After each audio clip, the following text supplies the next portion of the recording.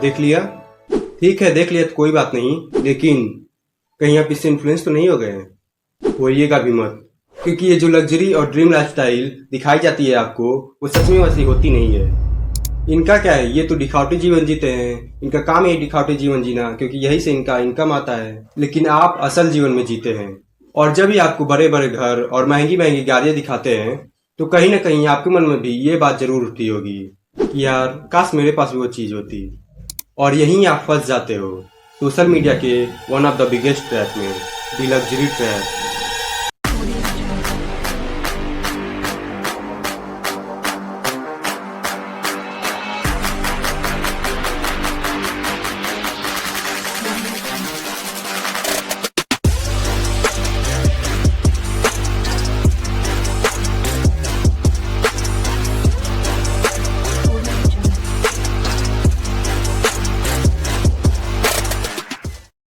और इसी का एक एग्जाम्पल है ये महंगी गाड़ियां, जिसे इन्फ्लुएंसर्स और हमारे आसपास का सारा समाज हमारे अंदर बैठाना चाहता है। आपको पता है कि जो सोचकर लोग महंगी गाड़ियां खरीदते हैं कि इससे हमारी इज्जत बढ़ेगी या लोग हमारी वैल्यू करेंगे, वो कभी पूरी होती ही नहीं, क्योंकि वह एक झूठ है। उसके पीछे एक इंटरेस्टिंग साइकोलॉजी काम करती है, जिसे जानकर आप हैरान रह जाएंगे, और उसे हम आगे वीडियो में देखेंगे। और दूसरी बात कि चलो दूसरे लोग इज्जत करें या न करें, हमें उनसे क्या मतलब, हम खुद तो खुश रहेंगे। तो नहीं, ये बात भी बिल्कुल गलत है। और ये छोड़ो कि खुशी मिलती है या नहीं, बल्कि उल्टा दुख ही मिलता है। कैसे? उसके लिए मैं आपको एक हिंट देता हूँ।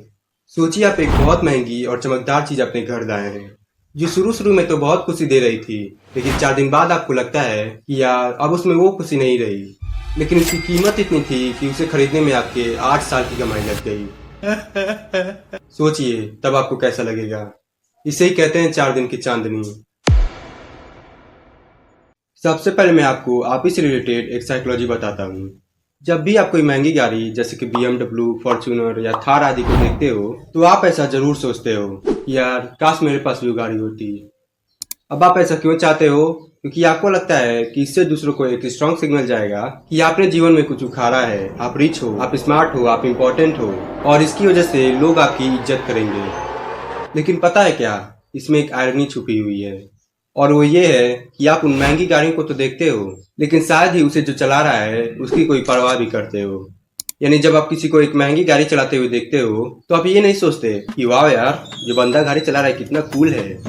इसके बदले आप ये सोचते हो कि वाह यार अगर वो गाड़ी मेरे पास होती तो लोग सोचते कि मैं कितना कूल हूँ। सबकॉन्शियसली या किसी भी और कारण से लोग इसी तरह सोचते हैं। यानी इसका निष्कर्ष क्या निकला? यही कि अगर आप दूसरों को महंगी गाड़ियों में देखकर ये नहीं सोचते कि वो अमीर है, तो आप ये कैसे सोच लेते हैं कि जब आप महंगी गाड़ी में होंगे तो लोग आपको अमीर समझेंगे। वो आप पर ध्यान ही नहीं देंगे, जैसे आप उन पर नहीं देते हो। हर आदमी सिर्फ गाड़ी पर ध्यान देता है और उसमें अपने आप को इमेजिन करता है। इसे कहते हैं man in the car paradox. No one is impressed with your possessions as much as you are. तो थोड़ा भी समझ में आया कि ये सोचकर महंगी गाड़ियां खरीदना कि इससे लोग हमारी इज्जत करेंगे और हमें अमीर समझेंगे, कितनी बड़ी बेवकूफ़ी है। और एक और डीप साइकोलॉजिकल बात बताऊं कि लोग ये सब करते ही क्यों हैं, आखिर उन्हें चाहिए क्या होता है? लोग ये सब सिर्फ इसलिए करते हैं क्योंकि उन्हें रिस्पेक्ट और एडमिरेशन चाहिए, यानी प्रशंसा। और ये कोई बुरी बात नहीं है कि कोई ये सब चाह रहा है। बस बात यह है कि इसे पाने के लिए लोग जो रास्ता अपनाते हैं कि पैसों से महंगी चीजें खरीदना और सोचना कि इससे लोग हमारी प्रशंसा करेंगे, बहुत घाटे का सौदा है, बहुत ज्यादा घाटे का सौदा है। अरे आपको इज्जत और प्रशंसा ही चाहिए, और यही चाहिए होता है, तो इसका सबसे अच्छा रास्ता क्यों विनम्रता, दयालुता या लोगों की सेवा करना है। और एक ऑथर ने कहा भी है, if respect and admiration are your goal, humility, kindness and empathy will bring you more respect than horsepower. और अगर आप यहाँ तक भी नहीं समझे, तो अब मैं आपको असली और प्रैक्टिकल चीज बताता हूँ इस मायाजाल के बारे में, जिसको सुनने के बाद आप हैरान तो होंगे ही, हो सकता है भयभीत भी हो जाएं। हाँ सही सुना आपने, भयभीत हो जाएं। क्योंकि मैं ओला पोली नहीं करूंगा कि देखिए मैं आपको डराने या इसे न खरीदने के लिए थोड़ी वीडियो बना रहा हूँ, अरे उसी के लिए बना रहा हूँ भाई, ताकि आप सच्चाई को देखकर डरो। इस जाल में फंसने के बाद अपने जीवन के 10 साल डर में बिताने से अच्छा है कि आप इस 10 मिनट में ही डर ओढ़ के संभल जाओ। और ये सब बताने वाले ज्यादा लोग मिलेंगे नहीं आपको कहीं भी, बल्कि सब लोग तो घर परिवार, दोस्त यार, स्कूल, समाज आपको इसमें फंसाने में ही लगे हुए हैं। आपको यह तो पता ही होगा कि अगर आप कोई महंगी गाड़ी खरीदने के लिए जा रहे हैं तो उसका प्राइस बुर्ज खलीफा से 1-2 इंच ऊंचा ही होगा। लेकिन एक चीज जो बहुत क्या लगभग सारे ही लोग नहीं जानते होंगे, वो ये है कि आप एक महंगी गाड़ी जो कि इंडिया में ही मैन्युफैक्चर हो रही है उसके लिए दुगना दाम पे करते हो जितना उसका एक्चुअल प्राइस है उसके मुकाबले। कैसे? टैक्सेस के कारण। इंडिया में कार एक लग्जरी आइटम के अंतर्गत आता है, सिर्फ लोगों के हिसाब से नहीं बल्कि जीएसटी के हिसाब से भी, जैसे कि एसी और रेफ्रिजरेटर जैसे अदर अप्लायंसेस की तरह। और इसीलिए इस पर हाईएस्ट यानी 28% जीएसटी लगता है। यानी एक कार के प्राइस में से 28% हिस्सा आप सिर्फ सरकार को पे करते हो जीएसटी के रूप में। इसके बाद भी व्हीकल्स यानी गाड़ियों पर एक और प्रकार का टैक्स लगता है जिसे सेस कहते हैं।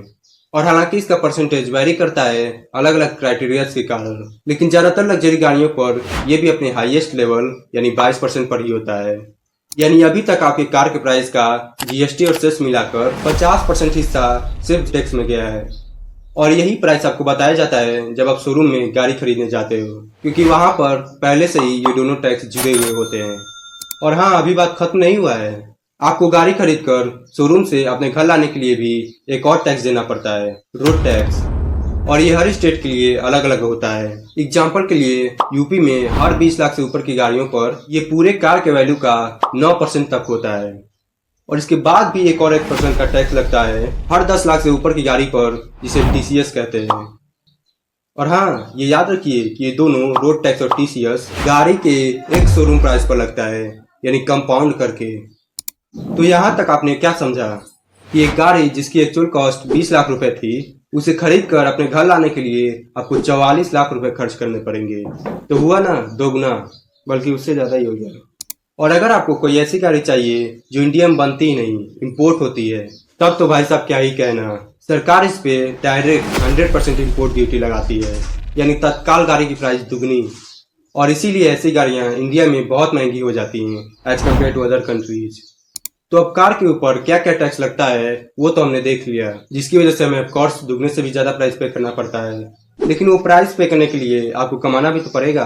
और अगर आप 30% टैक्स ब्रैकेट में आते हैं, यानी आपकी सालाना इनकम 15 लाख से ज्यादा है, तो 44 लाख की गाड़ी खरीदने के लिए आपको कमाना पड़ेगा 62.85 लाख,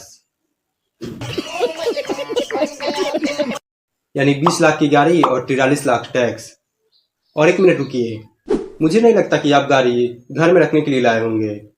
हाँ, गाड़ी लाए तो ऑफकोर्स उसे चलाएंगे भी, और जब चलाएंगे तो उसमें इंश्योरेंस भी लगेगा, मेंटेनेंस भी होगा। और सबसे बड़ी बात, पानी पर तो चलाएंगे नहीं कि चलाएंगे तो आप डीजल या पेट्रोल पर ही, उसका खर्चा। तो सब मिला जुला कर सोचिए, एक ऐसी चीज खरीदना जो आपके काम की है ही नहीं। और हाँ, अगर आपको लगता है कि आपको जरूरत है तो आप बिल्कुल खरीदिए, इसमें कुछ नहीं कह रहा, मैं बस एक कॉमन केस की बात कर रहा हूँ। ओके, तो एक ऐसी चीज खरीदना जो आपके काम की है ही नहीं, जिसे आप सिर्फ दूसरों को इम्प्रेस करने के लिए या दिखाने के लिए खरीद रहे हैं, वो आपके जीवन में से कितने सालों की कमाई लेके जा रही है। आपने कितनी मेहनत की होगी या करोगे उस एक चमकदार लोहे के डब्बे को खरीदने के लिए। और खरीदिए, बिल्कुल खरीदिए, लेकिन पहले अपने आप से पूछिए कि मैं उसे अपने लिए खरीद रहा हूँ, मुझे उसकी जरूरत है, या दूसरों के लिए, किसे देखकर वो मेरी इज्जत करेंगे। भाई कोई नहीं करता, दिखावे से कोई किसी की इज्जत नहीं करता, इसलिए सावधान रहिए, सतर्क रहिए।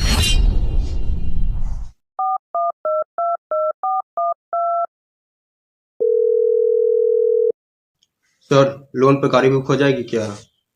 हाँ हाँ, वो 50 लाख वाली। नहीं, कमाता मैं 50,000 महीना ही हूँ, लेकिन मुझे 50 लाख वाली ही चाहिए। वो बगल वाले शर्मा जी ने 45 लाख की ली है ना, इसीलिए।